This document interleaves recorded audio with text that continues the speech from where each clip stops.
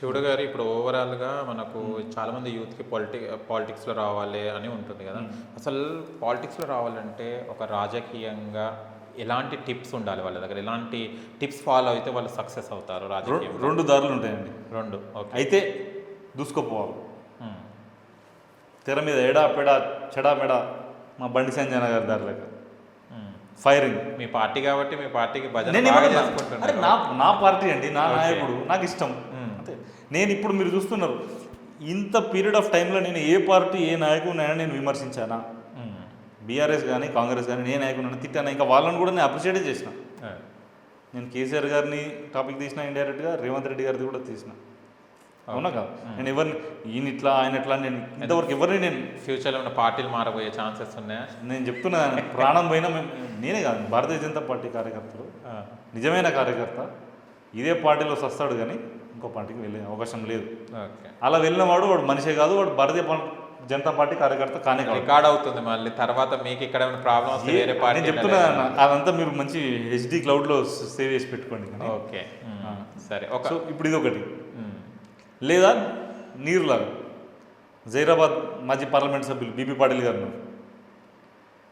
వారిలాగా వారు పని పని పని మాట తక్కువ ఉంటుంది, పని ఎక్కువ ఉంటుంది.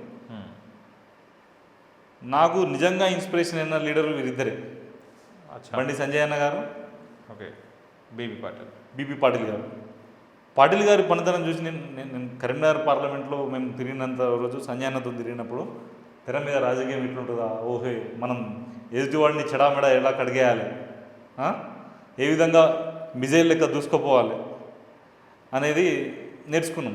కానీ ఆ మిజైల్ ఎగరాలంటే కింద లాంచ్ ప్యాడ్ ఉండాలి, అంతే కదా?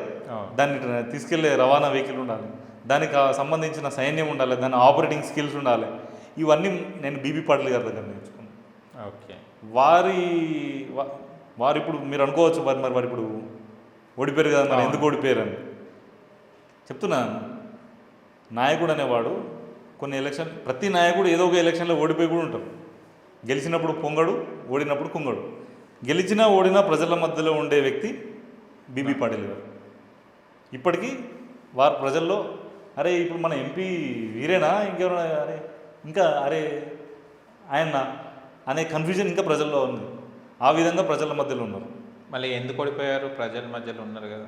నేను ఏమంటున్నా, ఓటమికి క్యాలిక్యులేషన్స్ ఉంటాయి. ఒక 1% ఓటు ఇటుపడేది అటుపడినా కూడా గెలుపోవడంలో తారుమారు అవుతుంది. కానీ మీరు ఆ ప్రజల నుండి వచ్చిన ఓట్లను మీరు లెక్కించట్లేదు.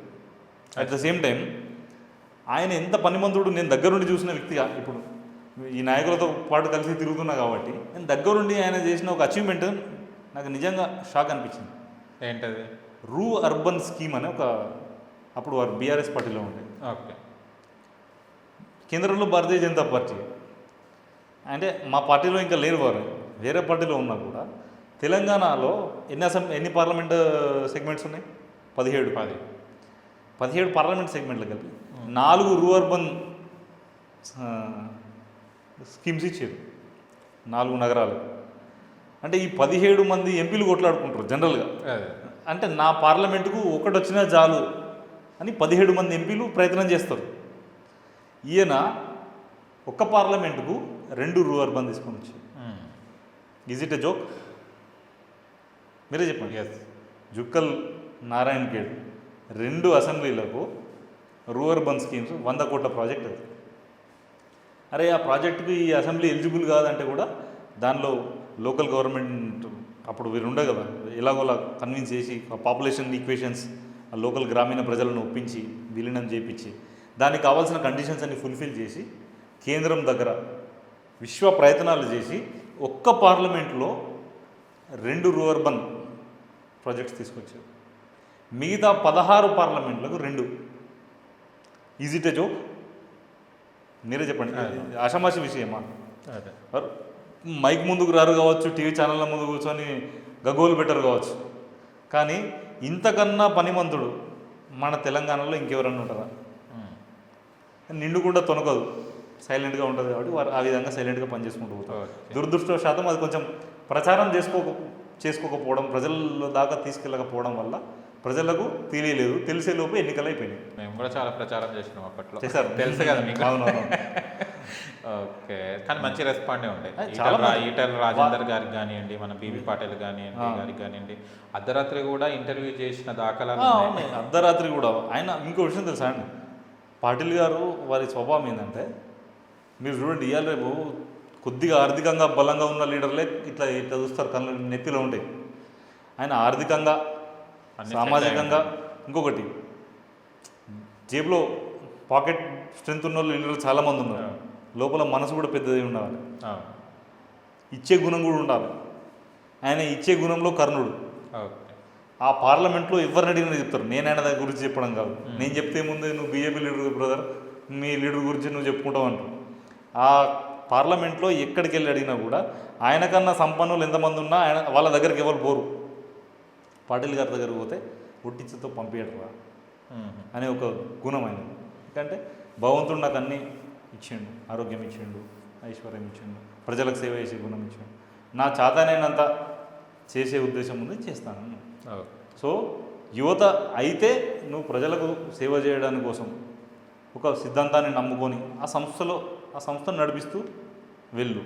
లేదా ఆ సంస్థకు బలంగా అయితే సంస్థకు ముఖంగా లేదా వెన్నెముకవుగా ఏదో ఒక రకంగా ఏదో ఏది కాకపోతే నీకు చేత కాకపోతే జెండా పట్టుకొని తిరుగు.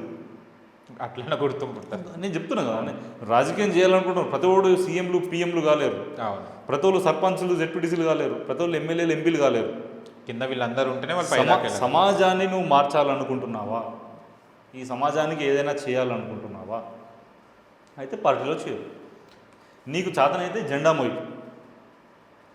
లేదు ఇంకా సమయం ఇవ్వగలుగుతా, నాకు కొంచెం ఆర్థికంగా ఉంది, ఊరిలో వ్యాపారమో ఏదో ఉంది, నేను ఇంకా ఎక్కువ టైం ఇవ్వగలుగుతా అన్నప్పుడు పార్టీలో బాధ్యత తీసుకో. మండల ప్రెసిడెంటో ఏదో పోస్టు తీసుకొని పార్టీకి ఎక్కువ సమయం. నీ క్యాపబిలిటీస్ పెరిగే కొద్దీ ఇలాంటి నాయకులంతా నీ జీవితంలో ఎదురయ్యే కొద్దీ అప్పుడు నువ్వేమవుతావు, ఇంకా ఎక్స్పీరియన్స్ వస్తుంది. అప్పుడు నువ్వు ఏ స్థాయి నాయకునిగా ఎదుగుతావు అనేది నీ యొక్క ఎఫర్ట్స్ అండ్ నీ లక్ రెండింటి మీద డిపెండ్ అయి ఉంటుంది. అంటే ఓవరాల్గా లక్ష్యం మీద ఉండాలంటారు. అంతే ఎవరైనా వచ్చిన వాళ్ళు. కానీ మీరు ఒక క్వశ్చన్ తీసుకోవచ్చు. ఇప్పుడు చెప్పచ్చు, ఇంత కష్టపడిన తర్వాత లక్ లేకపోతే ఎట్లా మరి? అది తీసుకుంటాం.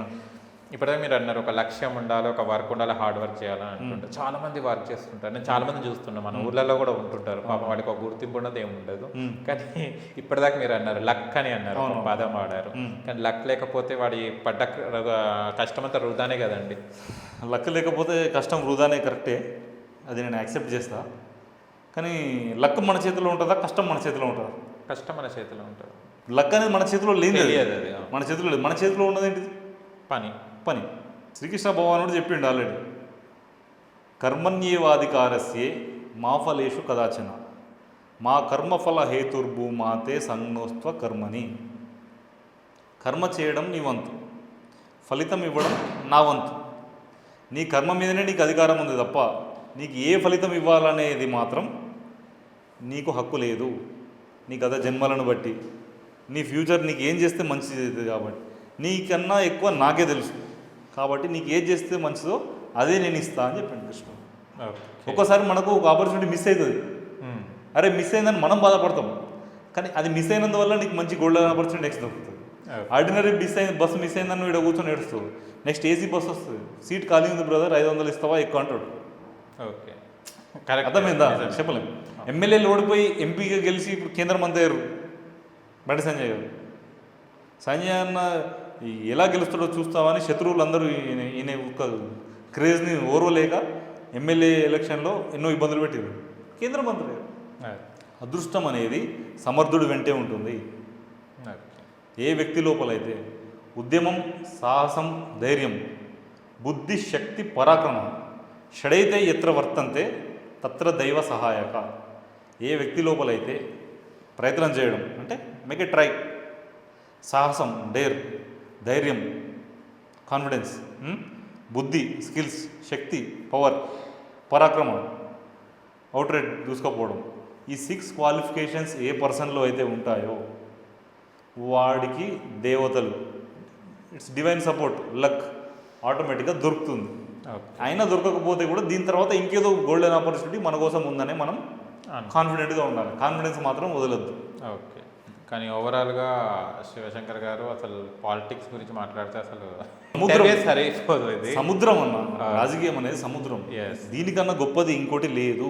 ఓకే. కాబట్టి మనం రాజకీయంలో దిగాలి, ఈ సముద్రంలో ఈత నేర్చుకోవాలి. ఏదన్నా ఓడ దొరికినప్పుడు ఆ ఓడ ఎక్కాలి. ఓకే. నా కండలో బలం ఉంది చూడు అని ఈత కొడితే వాడు ఇండిపెండెంట్ అవుతాడు. ఓకే. ఏదైనా పెద్ద ఓడ దొరకబట్టుకుని ఆ ఓడలో ఎక్కి మన గమ్యాన్ని మనం చేరుకున్న నాడు మన జీవితం సార్థకమవుతుంది.